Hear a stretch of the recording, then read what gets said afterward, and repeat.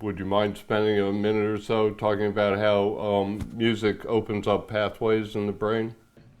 Yeah, I would love to, Ralph. This is a great topic, one of my favorite topics to talk about, in fact. And so when we think about the human brain just in general, there are parts of your brain that control each aspect of our bodies and the way that we think, and the way that we move, and the way that we speak, and the way that we talk. It's a very complex network of systems in our brain that control everything about our body. And what the research has shown is that when we as humans listen to music that we like, it engages the parts of our brain that are responsible for movement, language, attention, memory, emotion, executive function. So really this global engagement. And when we think about engagement, what I actually mean is an activation.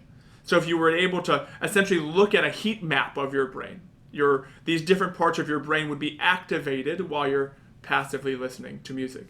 And there's no other stimulus on earth that engages our brain like music does in this way. They've also shown that engaging in music, so engaging in music being learning how to play an instrument, it could be singing in a choir, could be singing casually in your bedroom.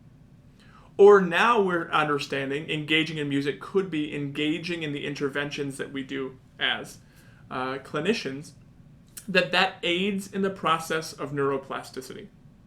So neuroplasticity is our brain's ability to create new connections or strengthen old connections throughout our entire life.